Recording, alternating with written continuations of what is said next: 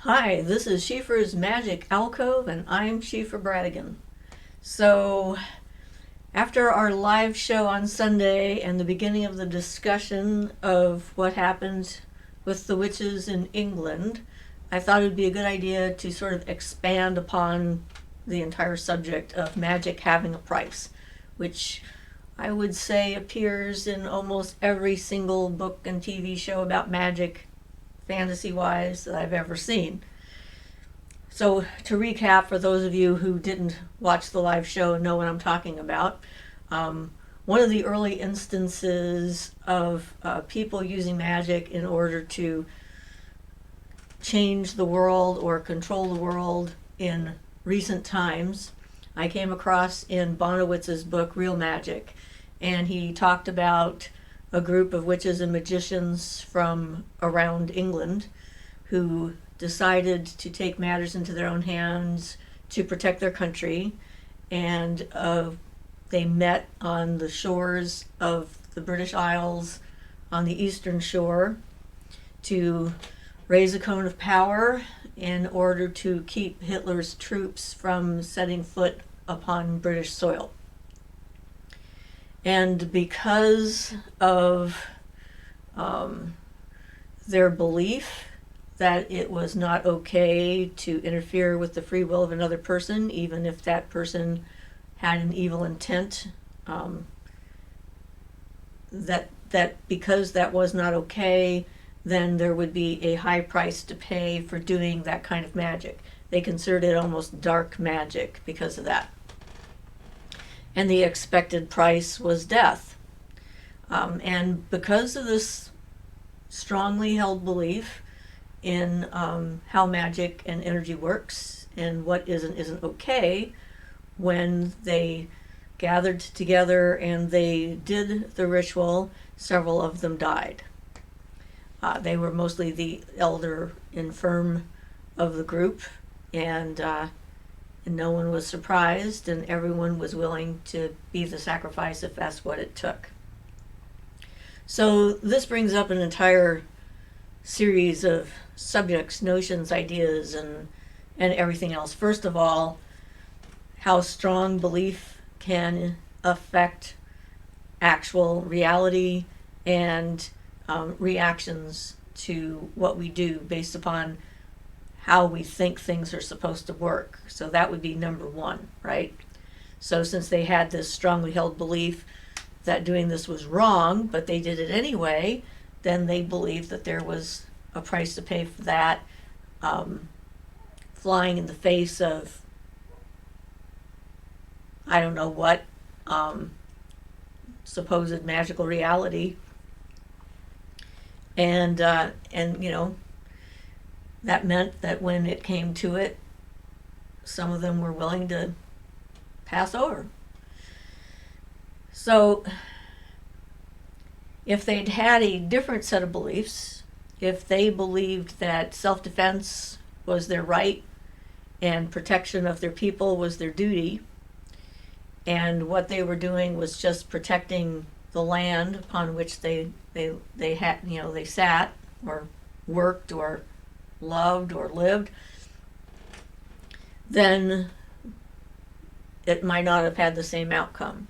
Because when it comes to that kind of thing, it's like, yeah, what we believe is reality and what we believe is the cost of things definitely plays a much bigger part than normal, natural, everyday reality. So for myself, for example, when I first started, and I was reading Starhawk's book, and she had a lot of Wiccan stuff in there, and the rule of three was a part of that. And I thought about it and thought about it, and I decided that I sort of thought the rule of three was like for everybody. Like any energy you put out comes back to you threefold. And so I expected that if you were doing it magically and on purpose, then it would come back times 3, which would be ninefold. So I mean, I really upped the ante when it came to potential consequences. And there's some thoughts about that whole idea as a notion that it was created by Gardner to control potential witches from going off the reservation and just doing whatever they wanted. And in a sense, it is like a cautionary tale or a way of reminding ourselves that everything we do has certain consequences, no matter whether it's magical or mundane. It's about the fact that energy that we put out into the world affects the world around us, and in turn affects the energy that's going to come back to us. So, it makes sense. And it's not like a law or anything. It's more of a mental reminder. But some people take it extremely seriously, and some of those people take it seriously enough that they think if anyone violates it, it's up to them to stop the people who are violating the rule from doing anything ever again. So there's like this very gray area when it comes to free will and your right to practice how you want, depending on other people's magical traditions and what they think is okay and not okay, and it gets complicated rather quickly. There are definitely a number of circles who say they believe in the rule of 3, but they also believe in binding people if they think that they're misusing their powers. And I have been subject to one of those groups trying to bind me because they decided they didn't like how I was doing things. And all of that kind of leads into who is the person who decides what's right behavior and what's wrong behavior. Whose moral compass or ethics are you going to follow? And who has the right to decide for everyone else what that moral compass is or should be? And so, it's a very personal choice and decision.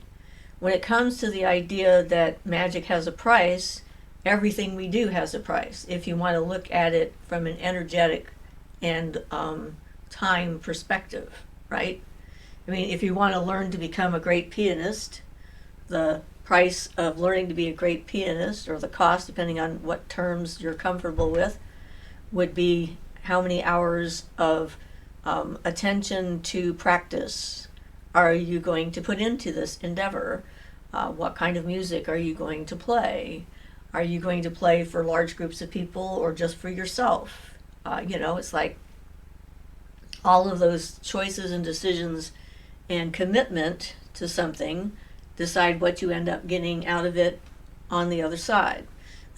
So if you're not willing to put in the time and the effort to get a strong result, then no matter how willful you think you are and how much willpower you think you have, you aren't going to get the same result as somebody who has practiced and who has learned how to visualize and concentrate and focus and think about the different permutations of what they're trying to do and so forth, and then put in the hours of study or workings on the subject and so forth. It's less like there's no everybody has the ability to do anything they want. It's just a silly idea. Because certainly if that was true, any of us could be a nuclear physicist or a great chemist or a supreme artist in any discipline we wanted. I mean, we all have different levels of gifts, and we all have varying interests in what we want to do. That's one of the things that's interesting to me about the whole, existence of magic, is that it will, you can sort of mold it to whatever it is that your interests are and enhance those interests through the study of and the practice of magic. But yeah, it's pretty funny looking at all the TV shows. And actions have consequences. we all know this, if we cross the street against the light and we don't look for cross traffic and we step in front of a speeding car, there's a pretty clear consequence of not paying attention to what's going on around us. And then if we pay attention to the light, we cross with the light, and we still don't watch traffic because we think we have the right to cross the street because the light says we can, and someone isn't paying attention on their end and hit us, again, we have other consequences. Or it could work out in our favor and we could just cross the street, no problem, because we crossed on the light and in the crosswalk. So following rules isn't really the lesson in that. The lesson in that is paying attention to the environment and what's going on around it, and what are the other things and other forces that you may or may not have control over that are in play. Like, can you control all the drivers and the state that they're in, what they're thinking about, whether they're paying attention to the road in front of them? Probably not. And if you can't control that, then you should be paying attention to see what those people that you can't control are up to make sure that you actually maneuver yourself in a safe manner and manage to get across the street so you can get on with your day. So, you know me, I like these kind of practical examples because it's difficult sometimes to explain it in the esoteric languages that we have available at this point. So,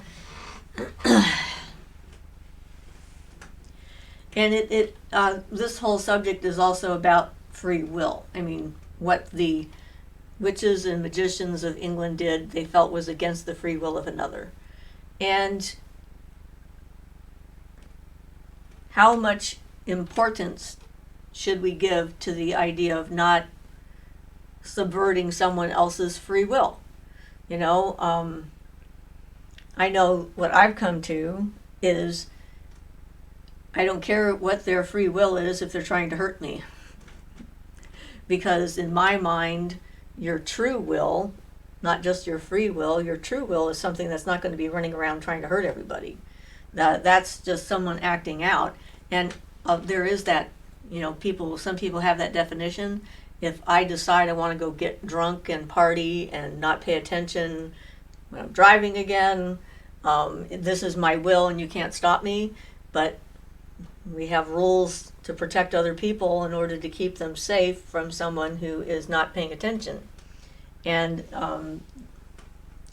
the same is somewhat true when it comes to magic, because the consequences may or may not be immediate, but they will be felt as far as if you're not acting in the best interest of yourself and your community, or your spiritual growth, or your personal sense of self and ethics. If you don't know your true self, you don't know what your true will is, you don't know what you're doing anyway. And if someone knows their true will, it usually does not imply going against the will of others, because a true will doesn't need to do that. It's about you. One of those things, again, that's difficult to articulate. But the fact is that actions and non-actions have consequences. Deciding to do something or deciding not to do something has just as many consequences. You know, it's like one doesn't have more consequences than the other. Sometimes they have the same exact consequences. It's if you see someone being harmed and you look the other way, you choose to ignore it, or you decide it's not any of your business, any harm that comes from what you started to witness and turned away from, you are now implicit in causing that harm. If you go and interfere and stop it from happening, then there's going to be a different set of consequences. The person who's trying to cause the harm could get very angry and want to punish you for stopping them from doing what they want. Or, you know, I mean, there's just so many different possibilities. And that's the point of this kind of a path, is to do your best to pay attention to what's going on around you and to decide which set of consequences you're most aligned with. Me, I have this tendency to jump in if I see someone who's being harmed or potentially harmed without thinking. I mean, we were sitting in a subway one day having lunch. This was quite a long time ago, and that subway is no longer in town, it's moved somewhere else. And I saw a woman running, and I immediately noted there was a woman who was running, and the look on her face was one of abject terror. I saw her leap into a vehicle and lock the doors, and I saw a man chasing her and run to the vehicle. And, my first instinct is to drop my lunch, jump up, and start running out the door. I'm about ready to go run out the door without thinking about what could happen next, because my instinct to help this person that I see is so overwhelming. Fortunately, I saw her get into the vehicle and lock the doors and then drive away, and I knew that he couldn't follow her at that point. So I stayed inside. Most of the time I try to be sensible. I was working in Santa Cruz, and I saw a sort of a similar situation without a vehicle, a woman running across the street and a man chasing her, and she's screaming and he's yelling, and I called the police. It's like that was my action. It's like, I'm not equipped to deal with this particular situation. I'm going to call someone who's got more training that might be able to help this person in the situation that they find themselves in.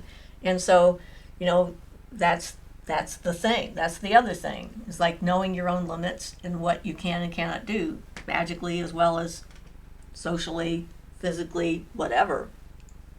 And being okay with not being able to do certain things, because we're all different. We're all in different stages of development. We all have different skill sets. We all encounter different situations. And if we're doing it right, we're all doing the best we can. And that's all we can ask of ourselves, is to try and be better maybe the next time a situation appears, and do the best that we can. Because like hitting ourselves over the head with a brick like the imaginary person in our live show won't help us, or anyone else for that matter. Learning and moving on and being better at it. So when it comes to,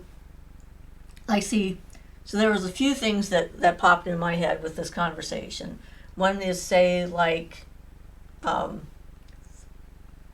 you have a public figure, like Hitler was.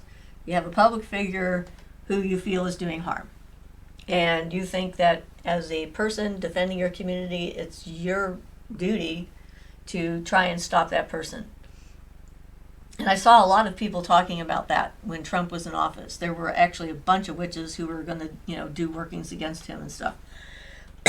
A few of them asked me if I would participate, and I said no, because my question is, what if something that is negative or appears to be negative is something that is needed? Just because it's a bad thing for now doesn't mean we're not learning something we need to learn from it for the future. And if we don't learn whatever that lesson happens to be, is something worse coming down the line to teach us that lesson? And isn't it better to accept the lesson and do our best to move through it than to try and stop it, replace it, or whatever? And again, it's like, how do we know as limited humans what the overall karma of humanity might be that we're having to face the consequences of, or any of that stuff? It's like, it's even, we've talked about this subject when it comes to healing. Sometimes someone doesn't want to be healed, or there's a reason why they won't be healed or can't be healed.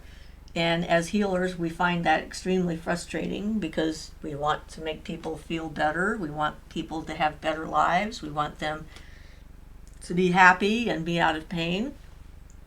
And yet it doesn't always work. And sometimes it's because we don't have the big picture. We don't know every life they've lived. We don't know what things are in their own subconscious that might be in play that we have no control over.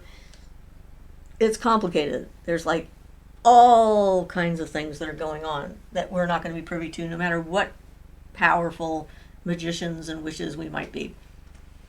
So, you know, um, so knowing our limits and knowing the limits of our abilities is important. Of course, the TV shows don't help us with that because, all of those paranormal people and magical people have like enhanced abilities because it's a TV show and they don't want to have to work with, the slow plodding of learning and exploring and figuring out reality and everything else that goes with it.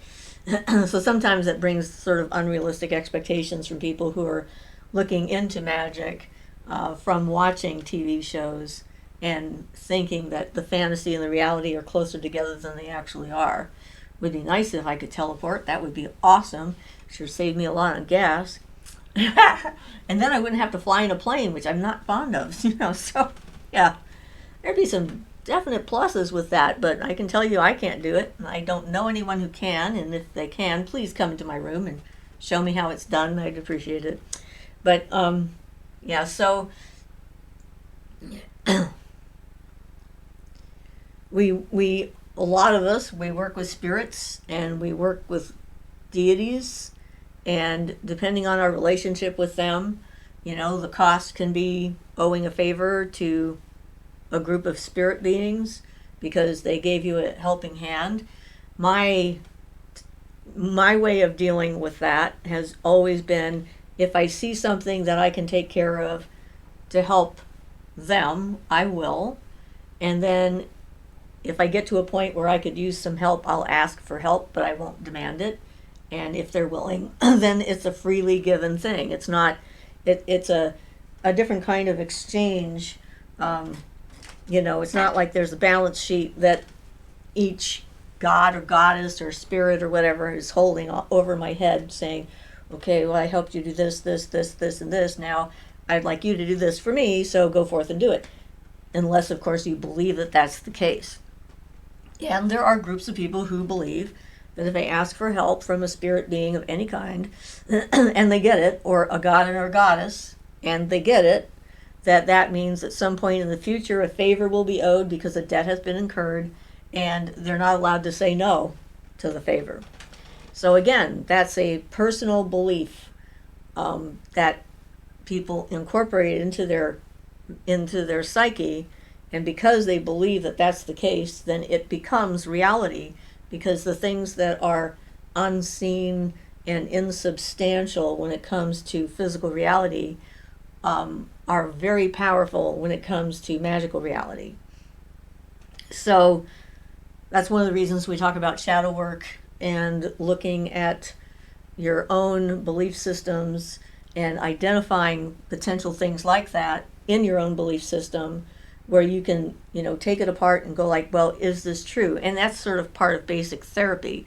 When I went into therapy into the incest survivors group in Santa Cruz in the 80s, mid-80s, one of the first things that they did was to help us identify truths that we believed about the world, things that we had adopted because they were survival tactics at the time, or they were just things that happened to us, and we were too young and undeveloped as far as personal ego structure, personality, identity went to be able to resist.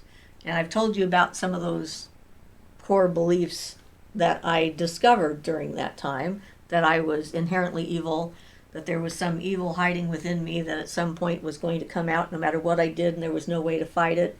And that there was nothing I could do. It would eventually just win. That I was a disease infecting other people with violence, that they were fine unless they were near me, and then they would become these violent people and do these horrible things, but somehow it was because of me, it was my fault, and I was responsible for all the bad weather, which was the funny one. But, we all have things like that, or most of us have things like that we have at our base and don't often realize that are there. And so being able to see it and realize that was a belief, and then you look at it objectively, it's like, well, the thing about being evil, that was because I was raised Methodist, and Bible stories and church and all the other things that were just sort of automatically put into my head, and being a girl, because it was pretty clear to me that being a girl was a bad thing, because, girls were evil and they brought all the sin in the world and so forth, from what I was told. And I was a girl, therefore, there you go. And to be able to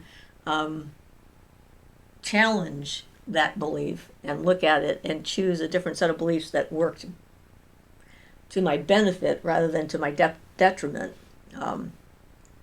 So when it comes to those prices, it's like those closely held beliefs are really important to know and to decide. This is all about conscious decision making, and learning the skills to be able to do it, to sort of create and form the reality you want. And one of the articles I read before I just started this was talking about the fact that, someone who walks the magical path has a hard time interacting with non-magical people, and that's part of the price of being a magical person, is the lack of understanding and lack of comprehension from those who are not walking the path, which is sort of a valid thing. And I know for me, it's like, I get some looks here and there. People think there's something crazy about me, and they think I'm sweet but nuts, and, so finding someone to work with, either as a group or as a mate, individually, is extremely challenging, because if we're walking this path of trying to be self-aware and conscious and choosing our path, it's difficult for us to be around someone who isn't, to start with, because we see that they're not, and of course we want to wake them up, which is often not a good idea. Again, consequences for, trying to get somebody to become aware before they're ready.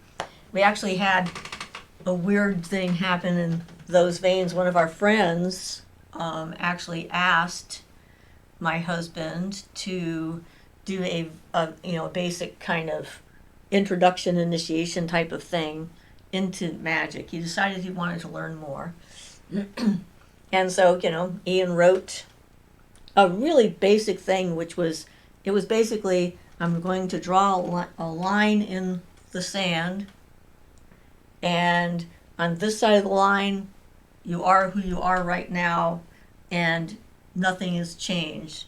You step over this line, that means that you're making a commitment to step into the truth and reality and questioning things and opening yourself up to new possibilities. That was basically it. It was a one-page thing, wasn't much to it. He took his friend down to what's the name of the place? There's caves in Northern California. I can't think of the name right now, of course, because I wasn't thinking of talking about this. Anyway, it's a park of caves. There's like lava tubes, lava national monument. There we go. And so, there's like caves all over the place there, and it's a pretty special place. There are some native spots on the land that are there and so forth, and so they'd be out in the wilderness alone, just the two of them. It was just him and his friend, and it was like very, really cold. It was like, freezing at night, because it's a high desert, so it gets pretty cold when the sun goes down most times of the year. And this time was no exception. And, Ian started it. His friend was following along and doing the thing. And when it was over, he was tearing off his clothes because he thought he was on fire because he was so hot. And Ian's trying to get him to put his clothes back on because he's going to freeze to death. Hypothermia is going to set in. And he's kind of like startled by the reaction that he's getting. Is like, it didn't really, to us, this was a no-brainer, a pretty simple thing. Apparently to this guy, it was a mind-bending journey of a single step. So, might have been a mistake. There's no way for us to know for sure if it was a mistake, how much of a mistake it was. I mean, we're still friends with the guy, and he seems to have changed a fair amount, but it took a long, long, long, long time. So, we did our best. He ran it by me. It helped us to learn that sometimes our idea of something that's simple and straightforward is because we're so used to it. I mean, it just seems like a no-brainer and, not much of a thing. And for us, it isn't. And we've also had that, like I've said before, with charging up objects. We charged up a talisman for protection for somebody, and it was so strong he couldn't wear it. So he had to slowly get used to the energy and adapt to the energy of what we had put in there, so that he could then wear it for protection, which was something that we didn't think about because, if you're buzzing on a level up here and then you're working with someone whose level is just starting to come up a little bit, from here to there, it's a huge amount. If you're working with someone from here to here, it's not much. So it's all about, that, the journey. And so anyway, trying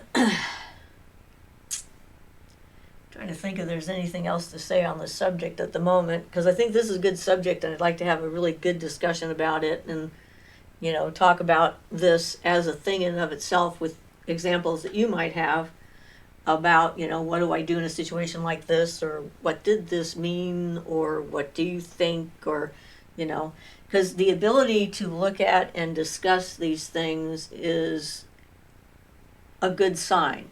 If you can't look at something and open it up and take it apart and look at the different components of it and sort of trying to understand what these elements might be that could influence it and what potential outcomes there are, then you're not really walking the path.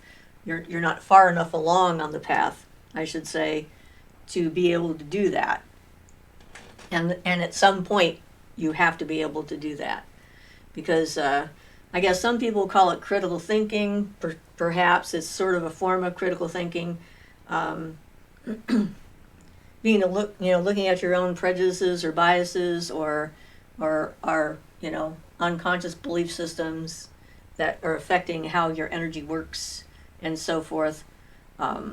Even something as simple as, say, a lot of people online are going around, it's like all you need is willpower, you don't need any tools, you don't need to know anything else, you can just stand there naked in the universe and scream at it and say, do it my way or else, which is what they're meaning by willpower, and that's it. And that's absurd. There are a lot of different skills that are involved, not just knowledge-based understanding and comprehension, but experience, manipulation, being able to feel energy, know what the energy is actually doing, where it's going, being able to send it somewhere, being able to focus and concentrate on one thing that you want to have done instead of your mind wandering all over the place. That's one thing I'm really good at when I'm actually doing a magical operation. I'm very, very focused on just that one thing. And so, it's like I can just put myself there and bam, I'm in it. And we're working. Developing or having relationships with other forms of energy, if that's what you're into. If you're not, then you're limited to your own energy and energy from the earth, plants, beings, creatures, or whatever that might be nearby. So there's different ways of getting and sources of energy and so forth. So how, can you connect to the Akasha, which is a difficult thing to do. That one is probably one of the hardest things to learn how to do, is to work with, connect with, accumulate and move Akashic energy, because it's so ephemeral and universal and non-sticky. I don't know what to call it. It's definitely not sticky. It's very fine and kind of easy to lose track of. But if you don't have the experience with working with those things, what you do is you learn and get the experience of working with those things, and you slowly build up your competence level, your abilities, and so forth, and then you evolve into working with the magical forces in the universe, and it becomes a different experience. Like with, my relationship with the universe is the cooperative type. That's my model. It's like I help it, it helps me, we kind of work together. It throws things at my feet or in my path or in my way. I see them, I go like, oh, look at that. Could I do something about that? And then I question, yes, I can help with that, and then I do. Or no, I don't think that that's something I'm good at, so that's a no, and then I let it go. It's like you don't have to do everything the universe asks you to do. I don't have that belief that if a deity comes and says, you need to do this for me because I did this thing for you, I'm like, excuse me? You want me to jump off a bridge into a cold river and I don't know how to swim? I don't think so. That's not a good example for me because I do know how to swim, but I wouldn't want to jump off a bridge anyway into any kind of body of water because I don't like heights. But you know what I mean. It's like, that's the thing. It's being sensible and not being pushed around by your own beliefs. It's like, oh my goodness, there's a lot of people that just can't do anything because their beliefs say that they can't. And like the things that I've stopped doing over the years have been because it was good for me to stop doing them and I didn't want to do them anymore. If I decided I wanted to do them again, I could. It's not like I've made some kind of an arrangement or an agreement. Like, I had a friend who made a spiritual commitment to never eating eggs for the rest of her life. I'm like, okay. So we were very careful not to give her anything that had eggs in it because, we're respecting her choice. But I could decide not to eat eggs just because I don't want to eat eggs, and then later decide I wanted to eat eggs because I wanted to eat eggs. It's like, that's the way my brain works. So, for example, when I lived up north and I suddenly realized, why am I shaving my legs? There's nobody here. There's nobody to see my legs. This is some kind of a weird social convention that's like in North America. I don't know that any other country has this thing. And you're doing it like, to look better for someone else, but there's no one else. And I'm cutting myself, and it's a pain, and I don't want to do it anymore, so I stopped. It just didn't make sense, I stopped doing it. So then when we lived in Medford, and I was hired to do a belly dancing gig, because I'm a former belly dancer, and I decided to shave my legs, and I went into the bathroom and I shaved my legs because it wasn't like the reason I stopped was because I decided to stop. Not because I thought it was bad or it wasn't a political statement or anything else. It was just like, this doesn't make sense to me. I'm not doing it. And then I decided for this one gig, I was going to shave my legs. And I got out of the bathroom and my daughter is freaking out. She's like, Mom, you shaved your legs. I said, yeah, I know, I was there. It's a lot of work. You have to get the soap and it's like this whole process kind of thing. Yeah, so yeah, I know that I shaved my legs. And she's like, but you don't shave your legs. I said, but I did shave my legs. So that is like an example of somebody thinking that because you act a certain way previously, that's always the way you're going to act and who you're going to be. It's just great for that. And, I'm spontaneous and in the moment. I mean, I've been known to be an airplane in a grocery store because of whatever music they're playing. And my husband laughed and said, I wish I could do that. It says, easy. You just put your arms out to the side and you go like, Arr! And he laughs. He says, yeah, that's not what I meant. That's not what I meant. Because he's more concerned about how people perceive him, and I don't care. It's a bit free. There's a nice freedom to that. It's like, I'm me, and I'm a nice person, and I'm not harming anybody, and I know it. And so if someone's trying to take me down a peg or two because they think I need it, they don't have a leg to stand on, so it won't work. That's the way that goes. because I'm not going to pay any attention to it. So, yeah, there's always more that we can talk about, like how some magic works better if people know about it and then they worry about it and all sorts of other things. But yeah, it's a good jumping off point. So I guess I'll leave it at that for today, and I'll see you guys on Sunday, and maybe we can talk about this whole issue or not, depending on what you feel like you want to talk about. I know we're just in a full moon right now. Early this morning, I think, was at its peak. So I'll see you later, and have yourself a great time thinking about things if you want. So this is Siofra Bradigan, and this has been Siofra's Magic Alcove. Blessed be.